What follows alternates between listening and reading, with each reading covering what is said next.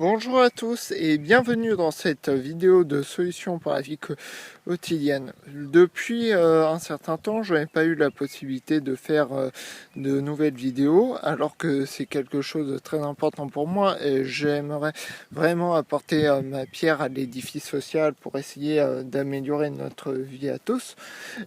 Tant que c'est possible, pour ma part, je ne pense pas être quelqu'un avec des réflexions flamboyantes, etc. Mais j'essaye d'apporter ma part. Alors, comme nous sommes en période de confinement depuis quelques temps, maintenant nous commençons la deuxième semaine, eh bien, je me suis dit, pourquoi pas essayer de faire une vidéo. Et même si jamais c'est improvisé, car je suis là avec du matériel qui n'est peut-être pas de super qualité, etc. Tant qu'à faire, je me suis dit, autant essayer de faire une vidéo. Et je voudrais réagir sur un sujet qui me semble très important.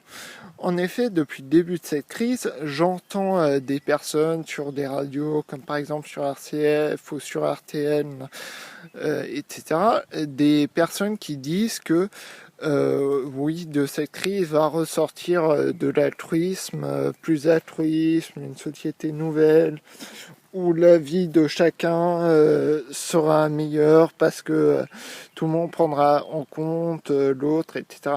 Oui, peut-être, c'est possible. Je crois qu'il y a des manières de penser et cela pourrait effectivement tous nous aider. Je ne dirais pas grâce à la crise nous avons une société meilleure, hein, ça a été une chose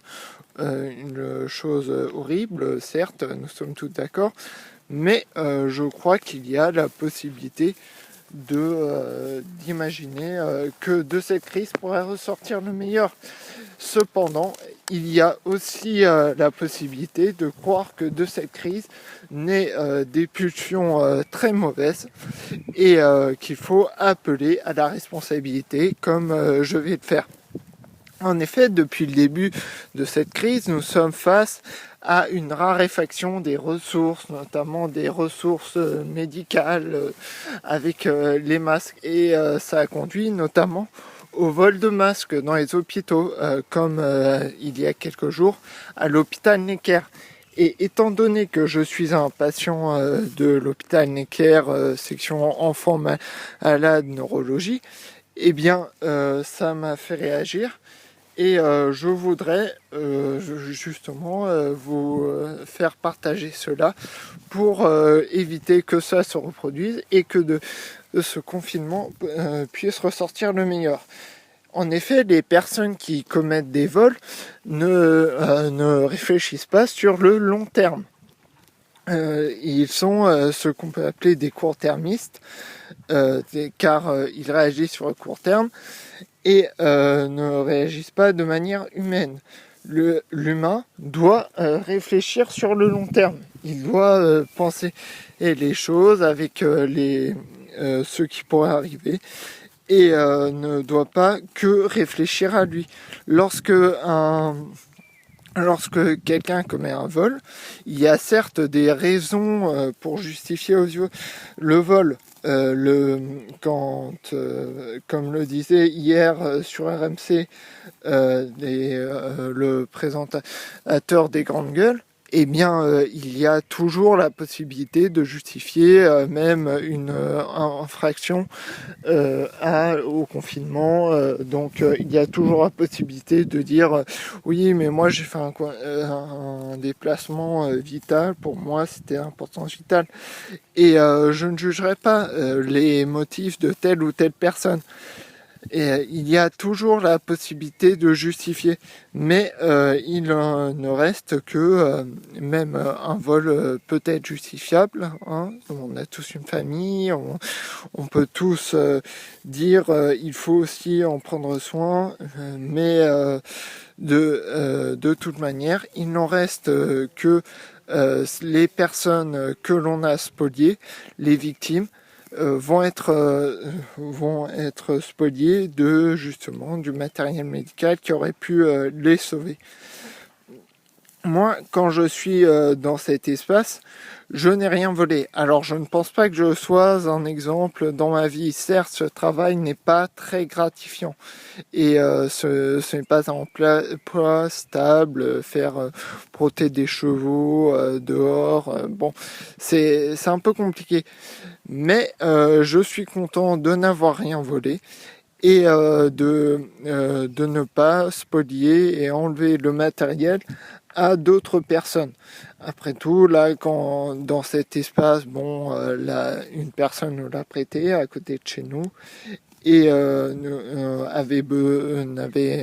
avait pas besoin. C'était de l'herbe qui poussait de rue et qui était impraticable. Donc, tant qu'à faire, voilà. Je suis fier de n'avoir rien spolié à personne. Et voilà. Or, quand un voleur, lui, il spolie de la matière, donc il spolie soit du matériel médical ou même des ressources alimentaires. Et si jamais on supprime ça à certaines personnes, et bien dans ce cas-là, on commet un vol et du coup, ce n'est plus le règne de la loi, mais le règne de la force. Et c'est une infraction à l'état de droit. Or, sans état de droit, il n'y a plus de société. On retombe dans l'état de nature et ça, c'est dommageable pour tous. Tout le monde, car si un jour on va supprimer les matières médicales ou alimentaires à certaines personnes, et bien le jour suivant on va le faire pour d'autres, on va supprimer d'autres personnes, etc., etc. Et à la fin, existe l'état de droit et on retourne à l'état de nature, donc plus de société. C'est pourquoi j'appelle dans cette vidéo à la responsabilisation. Certes, il y a des motifs pour penser que de cette crise sanitaire pourrait sortir le meilleur. Nous avons sur des radios, notamment dans l'émission 100% solidaire mise en place par France Bleu, des émissions qui prennent en compte le quotidien. Chaque personne a la possibilité de s'exprimer pour parler de ses manières de vivre le confinement, certes, mais